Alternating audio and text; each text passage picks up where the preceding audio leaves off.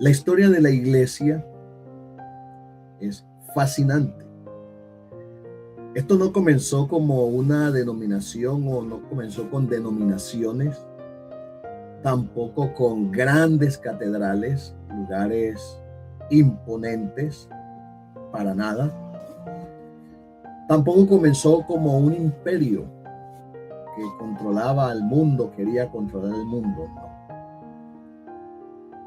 Sencillamente, la iglesia comenzó su historia con hombres y mujeres llenos del Espíritu Santo de Dios.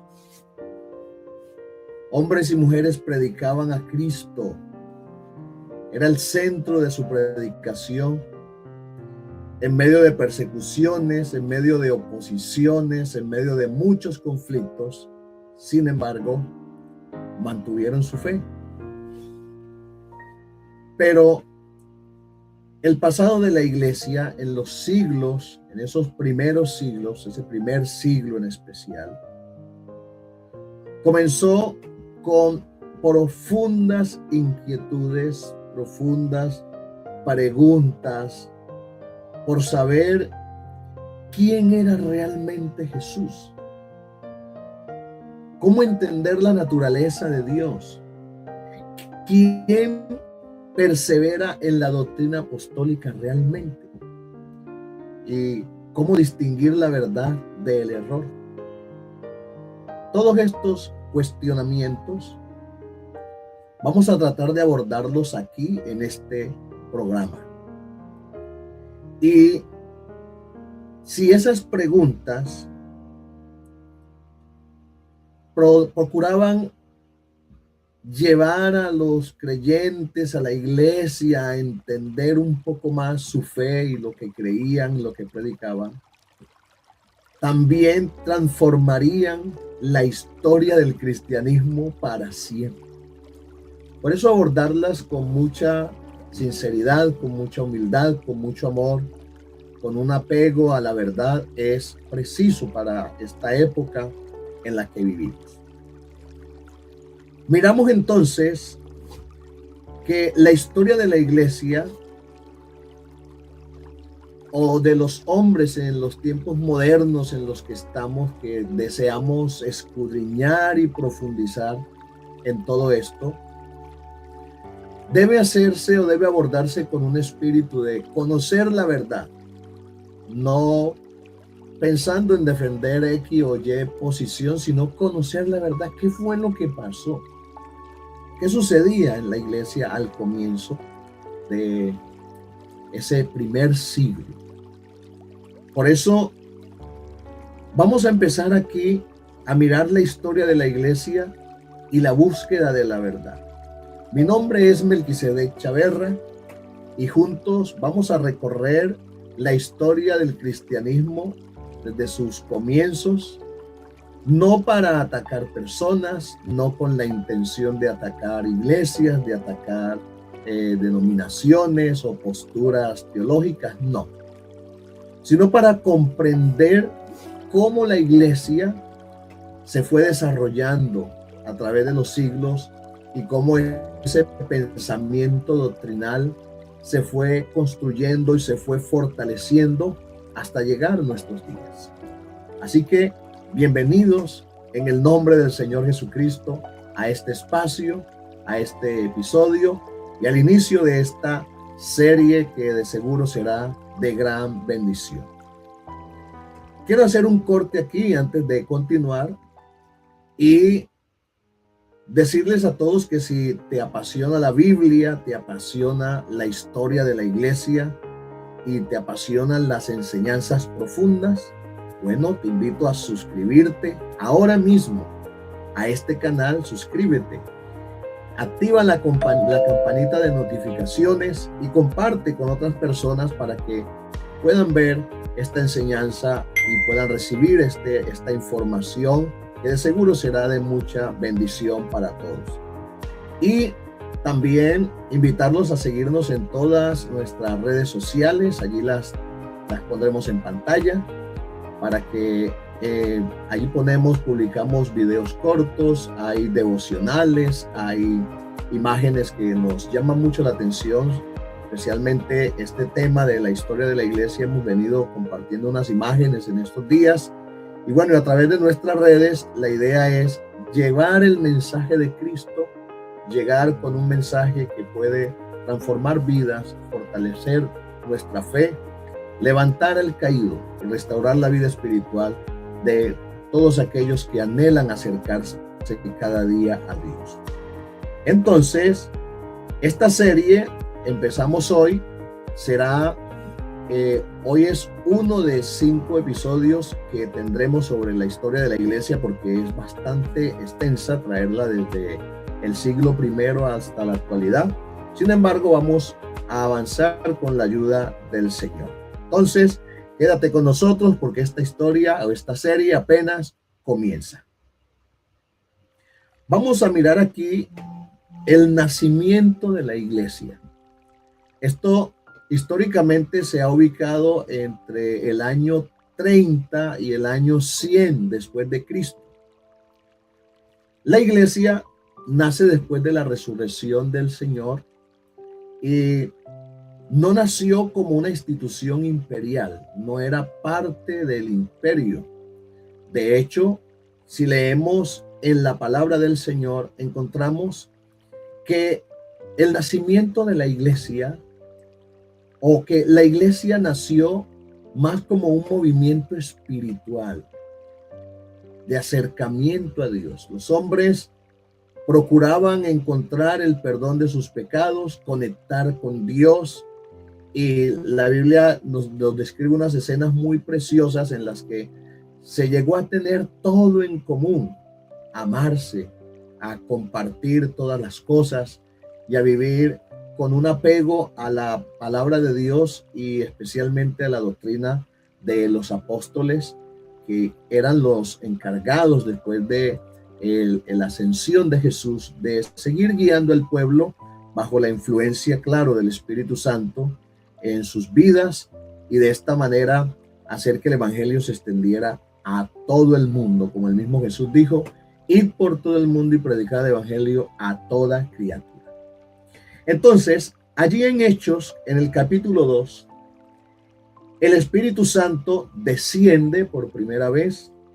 Los discípulos ungidos comienzan a predicar el evangelio y miles de personas se convertían y eran agregados a la iglesia del Señor, como lo mencionamos en uno de los videos anteriores. El Señor añadía a la iglesia los que habían de ser salvos en medio de la persecución. Y de esta manera comenzó la expansión del evangelio. Recuerden que inicialmente el Señor les dijo: quédense aquí, arranquen desde Jerusalén, toda Judea, en Samaria y luego hasta lo último de la tierra. Para eso recibiréis poder y me seréis testigos. Entonces encontramos que la enseñanza principal de la iglesia de ese primer siglo giraba en torno a Cristo. Era una iglesia, una doctrina cristocéntrica. El arrepentimiento, el bautismo para el perdón de pecados, el Espíritu Santo llenando la vida de todos los que creían y se convertían, y también una vida marcada por la santidad, por la búsqueda de Dios, la reverencia al Señor y a su palabra. Y algo bien importante resaltarlo hoy es el hecho de que la iglesia de este primer siglo vivía con la esperanza inminente, el regreso inminente de Cristo en su segunda venida para llevarlos a aquellas mansiones que Él fue a preparar, como Él menciona cuando hablaba con todos ellos en algún momento. Entonces, alrededor de estos temas puntuales giraba la doctrina de la iglesia cristocéntrica. Cristo era el centro, el arrepentimiento, bautismo, el Espíritu Santo, la santidad y la esperanza de el regreso de Jesús. Todavía para esa época no existían denominaciones modernas, tampoco habían estructuras medievales y mucho menos ni siquiera una teología compleja, ¿sí?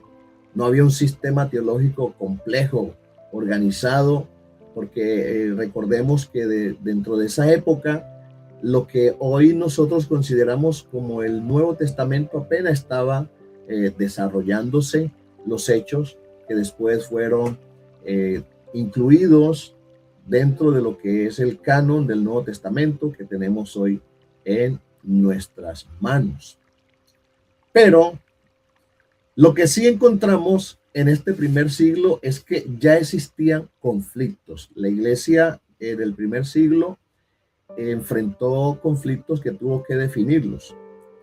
Y esto es importante tenerlo en cuenta, porque a veces imaginamos la iglesia primitiva como un periodo completamente uniforme, donde no habían altibajos, donde no habían situaciones, pero el mismo Nuevo Testamento muestra las luchas doctrinales que ya había al interior de la iglesia en esos comienzos. Por ejemplo, es de resaltar la primera a lo primero que se enfrentaron los cristianos de aquella época, los creyentes de aquella época, fue a los judaizantes, porque algunos enseñaban que los gentiles que se convertían al evangelio debían guardar la ley de Moisés y debían circuncidarse. Y entonces había una controversia porque en la iglesia habían tanto judíos y también gentiles que llegaban, y entonces eso generaba ciertas tensiones con respecto a este asunto. Cuando miramos en Hechos 15, encontramos que allí se hizo el concilio de Jerusalén y se abordó esta controversia sobre los que estaban obligando a los creyentes a judaizar. Y aquí vemos algo importante, miren, desde ese comienzo la iglesia tuvo que discernir, guiada por el Espíritu Santo de Dios, doctrinas que debían ser o no tenidas en cuenta como fundamentos de la fe. De hecho, cuando escriben, después de discutir mucho y cada uno explicó Pedro, explicó Pablo, los hermanos explicaron las cosas que veían cuando salían a la predicación, y escriben una carta para enviarle a los gentiles. Resalto allí la frase que ellos dicen: porque ha parecido bien al Espíritu Santo y a nosotros. Es decir, que la influencia del Espíritu Santo en la vida de la iglesia, de los apóstoles, era muy marcada y ellos lo reconocen. Y esta frase es una demostración de que no seguían solamente sus preceptos, sus pensamientos, sino que estaban bajo esa dirección o esa guianza del Espíritu Santo. Luego aparece otro tema que le tocó enfrentar a la iglesia, una doctrina que le tocó enfrentar en aquellos inicios, y fue los gnósticos. Al inicio esto se levantó y era una mezcla de filosofía griega que querían mezclarla con todo esto de la predicación del evangelio, y encontramos, por ejemplo, algunas de las cosas que proclamaban estas personas con estas inclinaciones gnósticas. Era que la humanidad de Cristo no era real, que Cristo no era 100% humano, que era una especie de un cuerpo astral. También hablaban de que, o más bien mezclaban el evangelio con conocimientos secretos, cosas que estaban guardadas para unos especiales, y esto generó que los apóstoles, especialmente Juan, tuvo que escribir para alertar a la iglesia y orientar a la iglesia con respecto a esta mezcla no sana, doctrinalmente no sana, para el desarrollo de una vida cristiana adecuada, como debía ser. Entonces, por ejemplo, Juan escribe en su primera carta: todo espíritu que no confiesa que Jesucristo ha venido en carne no es de Dios. Mire cómo él plantea esto, porque se decía que Cristo no era 100% humano, era un cuerpo astral, y él está diciendo no, todo espíritu que confiesa o que no confiesa que Jesucristo ha venido en carne no es de Dios. Y aquí vemos cómo de una vez aquellas doctrinas que venían o atacaban a la iglesia estaban influenciadas por espíritus que no eran de Dios. Y este texto es una evidencia de eso, porque dice todo espíritu, y que no era el Espíritu Santo, no era el Espíritu de Dios que les influenciaba a ellos eso, sino que había algo espiritual allí que no era bueno, no era sano. Entonces, desde el siglo I, la iglesia ya luchaba por perseverar en la verdad.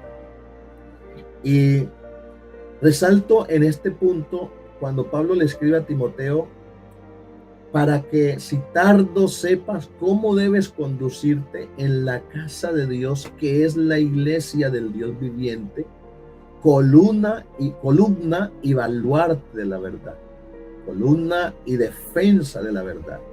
Y así que a la iglesia le tocó enfrentarse a cosas que atentaban contra la verdad de Dios, y le tocó hacer apología de su fe, de lo que creían, para mantenerse fieles y firmes en la sana doctrina. Bien, aquí quiero hacer otro segundo corte para decirles algo importante.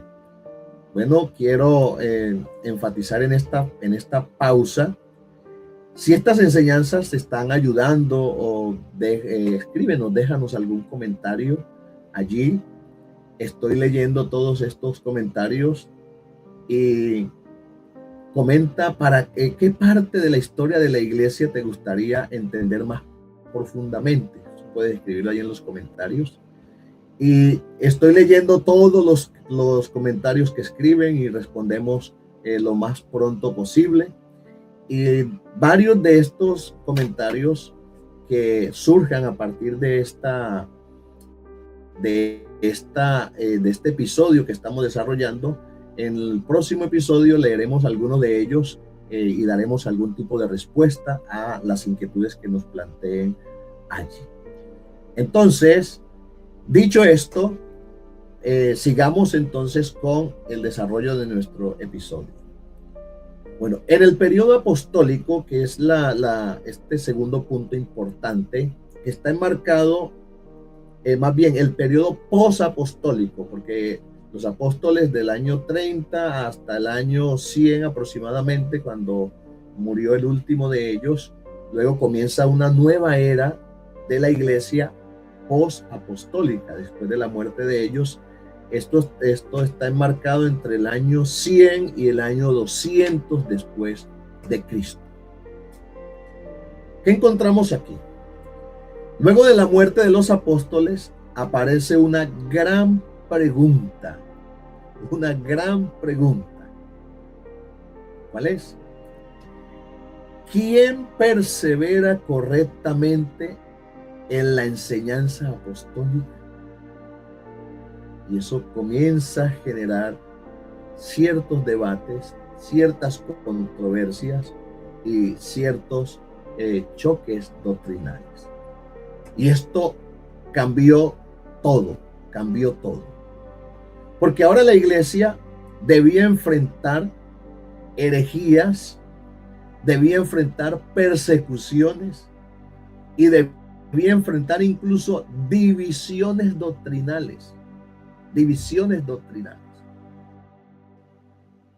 Y lo más tremendo era enfrentarse a todo esto sin tener ya físicamente a los apóstoles, porque ya no estaban estos padres apostólicos que habían luchado por mantener la iglesia sana en la fe.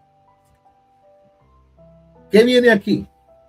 Comienza la defensa de la fe. Los líderes cristianos comienzan a escribir apologías, a escribir cartas, defensas doctrinales. Y también la iglesia comienza a reconocer progresivamente cuáles escritos eran verdaderamente apostólicos y cuáles no. Tocaba entrar a discernir todo esto. Por eso es importante entender que el canon bíblico no cayó del cielo ya así construido, organizado, tal como lo tenemos hoy en día. Eso fue un proceso histórico de reconocimiento, de perseverancia, de oración, de búsqueda de la presencia del Señor para poder tener este material, esta palabra viva con autoridad espiritual y unción para guiar hacia Dios las próximas generaciones o las generaciones venideras. Aquí surgen grandes corrientes. Ya a partir de lo que es el año 150 hasta el año 250 después de Cristo, encontramos lo siguiente.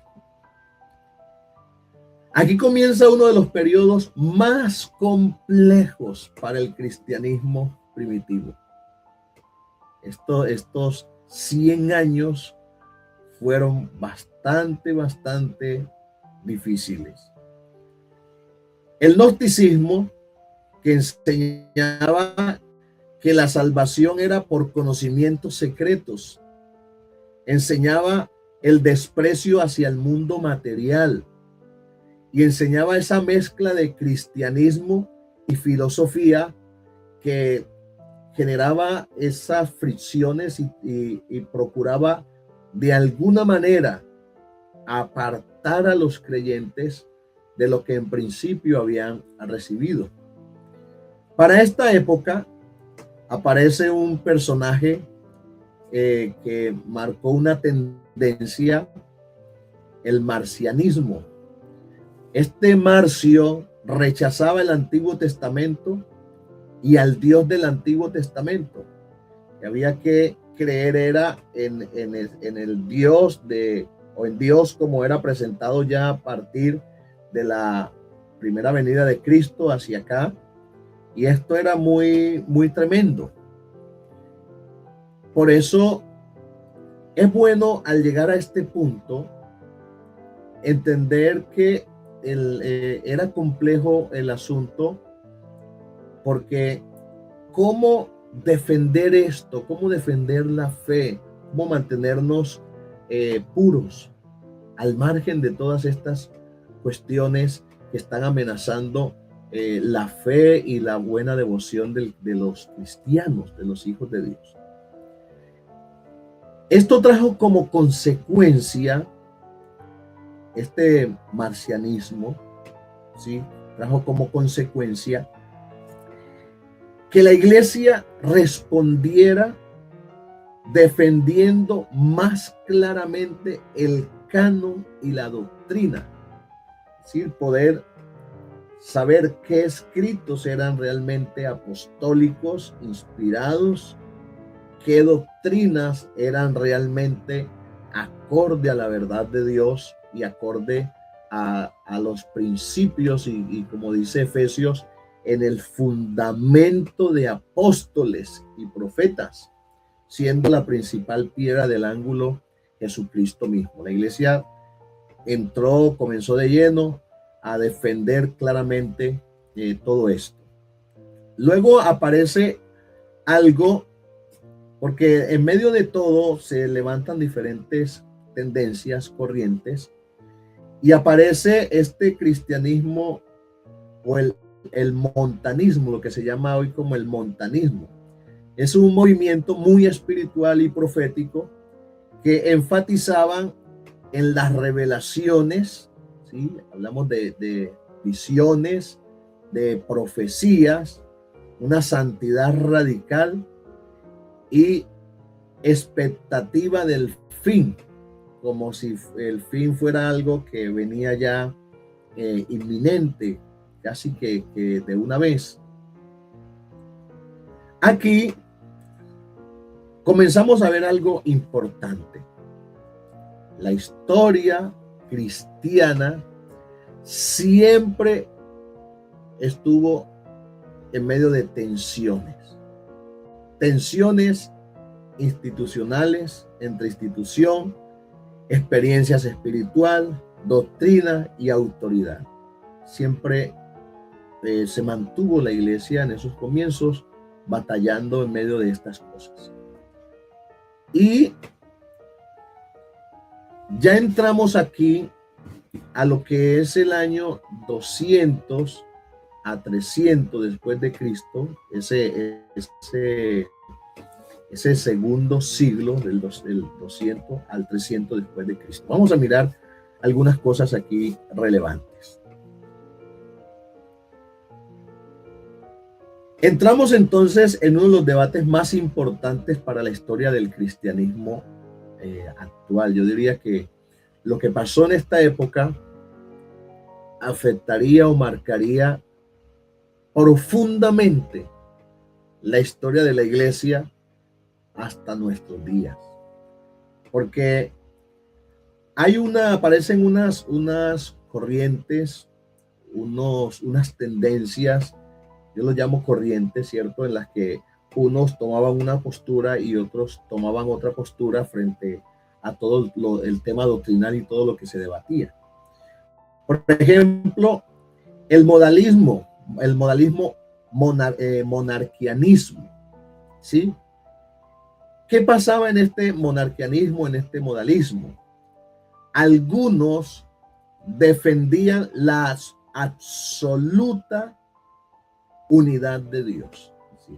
Es decir, que Dios era uno, un ser indivisible, eterno, con todos los atributos que en el Antiguo Testamento se le dan a Dios o se revela de Dios en su esencia.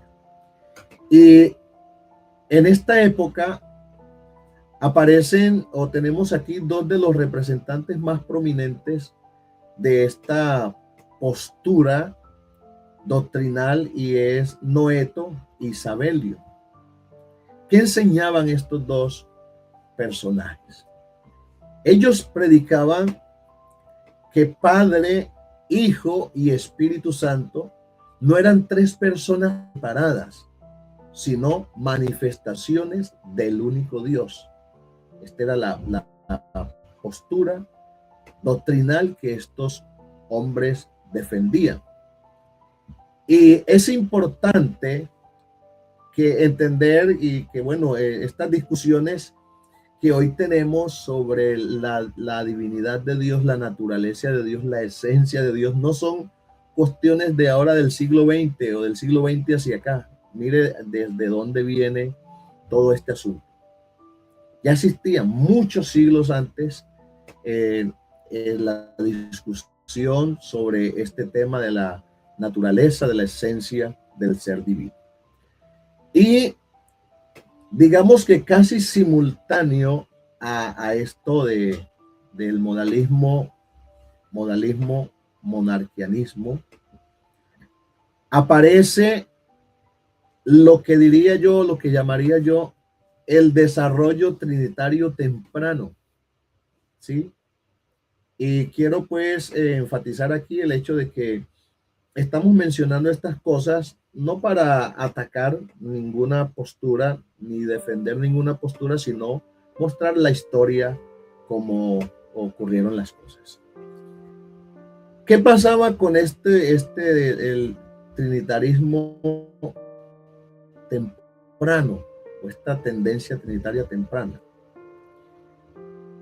Mientras unos predicaban por el reconocimiento del Dios único, indivisible, en toda su esencia y en toda su forma, aparece este interrogante en la mente de algunos, de muchos, y era lo siguiente.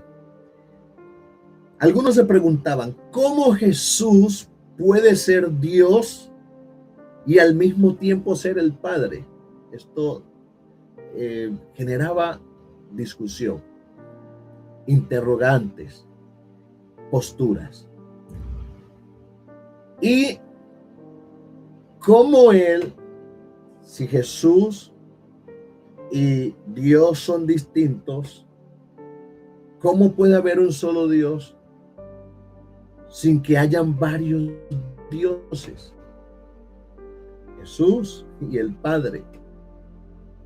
Entonces, todas estas preguntas controversiales, la línea trinitaria de esa época basaba su postura o trataba de darle respuesta a esta inquietud. Quiero repetirla aquí. ¿Cómo Jesús puede ser Dios y al mismo tiempo el Padre ser Dios sin hablar de varios dioses?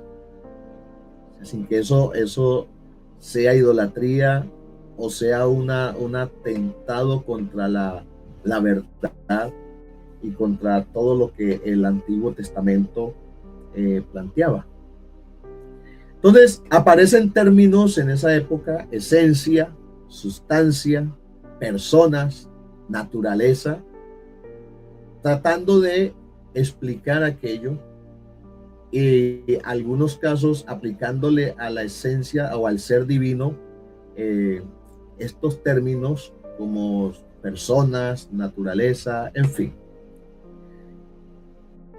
Por eso, bien importante entender que aquí comienza una fuerte influencia del lenguaje filosófico de griego, ¿cierto?, de la época, porque también estaban estas corrientes filosóficas griegas de aquel entonces, y mucha de esa influencia griega se hace notar dentro de las formas como se trataba de explicar o dar respuesta a estos grandes interrogantes que hemos mencionado, porque estaban intentando bajo este lenguaje explicar doctrinas profundas usando categorías filosóficas diversas.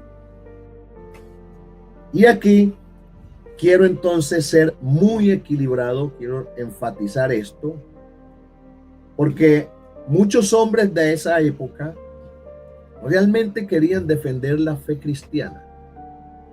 No era que buscaban atacar la fe cristiana.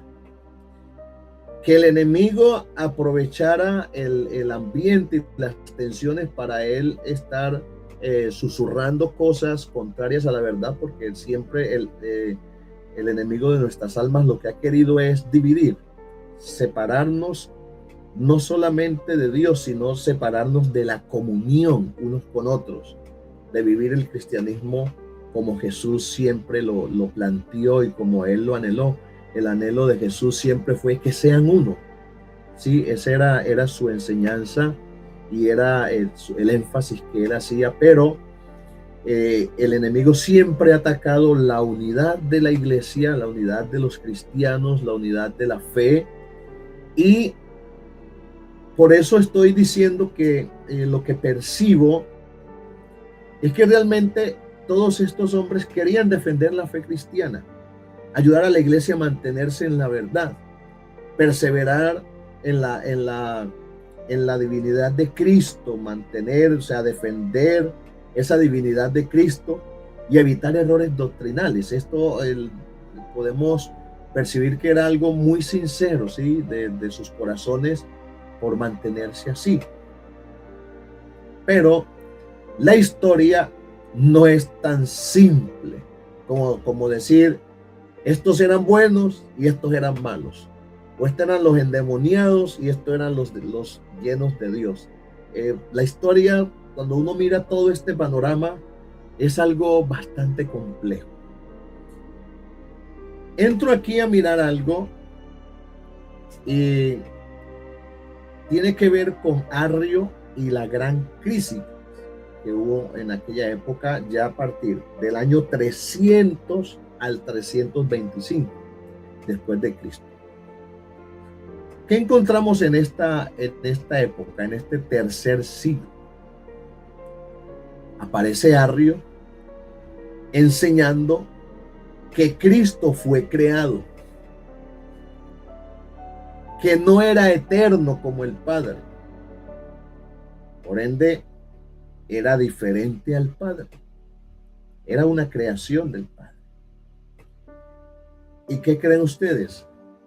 Esto lo que ocasionaba era que dividía a la iglesia. La controversia se expandió rápidamente, y cuando esta controversia cristiana se expande rápidamente, el imperio mismo comienza a preocuparse. Y aquí entramos ya, o aquí es donde entra en escena este emperador muy conocido por el cristianismo, Constantino, el año 313. Porque, ¿qué pasó con Constantino? Él legalizó el cristianismo mediante el edicto de Milán, ¿sí?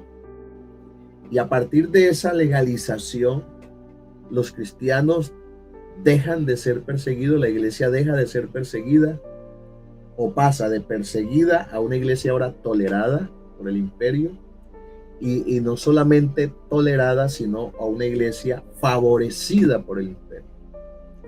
Y esto cambia absolutamente todo el panorama. Se acabaron esas persecuciones, se acabaron ese correr, ese andar de un lado para otro, escondiéndose, huyendo por defender su fe. Y ahora se abren las puertas del imperio. Y encontramos que ya para el año 325, este emperador convoca a el Concilio de Nicea, que marcaría, diría yo, un antes y un después en la historia de la iglesia como la conocemos hoy. ¿Por qué? Porque Constantino convoca al concilio con el objetivo de responder a una pregunta simple pero muy poderosa. ¿Quién es realmente Cristo? ¿Quién es Cristo?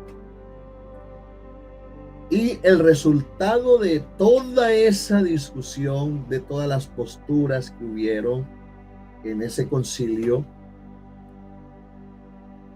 cambió la vida de la iglesia, cambió la historia de la iglesia para siempre. El resultado de estas discusiones, o de lo que se aprobó y se aceptó como una verdad y se plantó como una doctrina dentro de el cristianismo a partir de esa época, fue lo siguiente: que Cristo es de la misma sustancia del Padre, sí, pero no es igual al Padre. Dos personas distintas, dos seres completamente distintos, aunque unidos, formando en esencia o en sustancias un solo Dios. Y aquí quiero decir algo con mucho equilibrio, sin intenciones de ofender a nadie. El Concilio de Nicea no creó a Jesús, no inventó el cristianismo, tampoco fue quien fabricó la Biblia. En el Concilio de Nicea tampoco se decidió qué escritos eran revelados y qué no. No. Pero, ¿qué sí pasó? ¿Qué sí pasó en este concilio, y a partir de allí, qué pasó? Se formalizó el lenguaje doctrinal, se fortalecieron estructuras institucionales y marcó profundamente la historia posterior del cristianismo, profundamente. Porque ya entra este emperador a ser parte del gobierno de la iglesia. Y ya los ministros eran protegidos. Y la iglesia entra en un sistema que no era solo espiritual, sino que se mezcla con lo político. Ya ser parte de la iglesia representaba ser protegido por el imperio. Estar fuera de la iglesia, institucionalmente establecida, estar fuera de ella era estar fuera del imperio. Y eso sí que lo cambió todo completamente.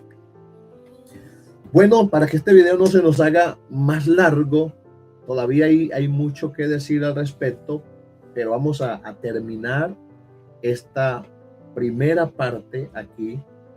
Pero sí quiero que miremos esta reflexión antes de irnos. Cuando estudiamos la historia de la iglesia, descubrimos algo muy importante. La iglesia siempre ha estado en búsqueda de comprender y perseverar en la verdad acerca de Cristo.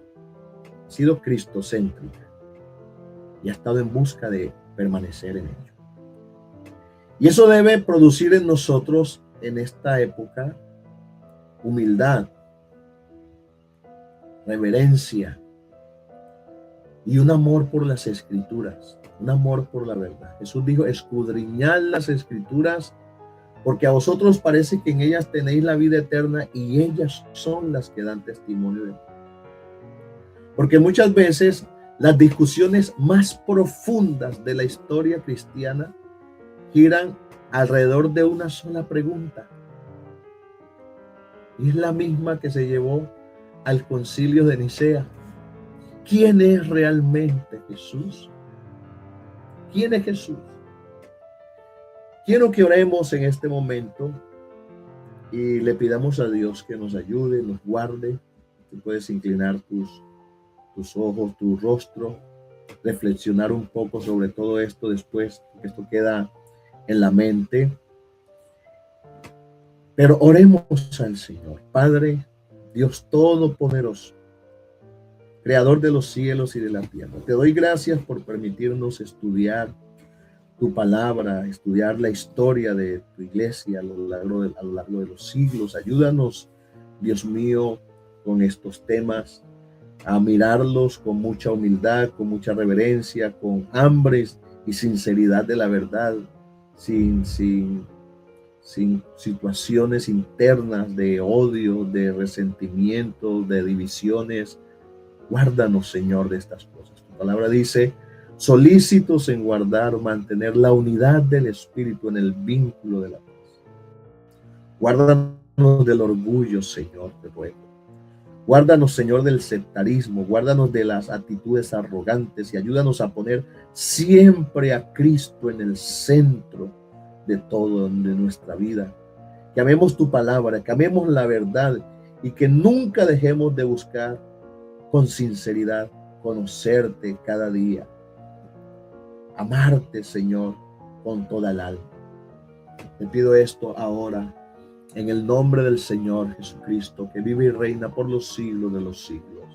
Amén y amén. Bueno, mis hermanos queridos, entramos ya al final de esta travesía por la historia de la iglesia desde el años 300 hasta el año 325. Llegamos este primer episodio hasta aquí.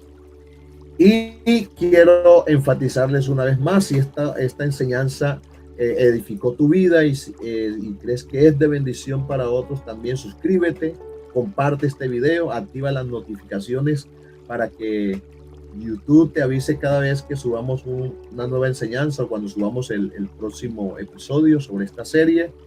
Y síguenos en todas nuestras redes sociales. Todo esto nos ayuda, nos impulsa, nos anima a continuar y a traer siempre la verdad de Dios aquí a estos espacios que sabemos que son de bendición.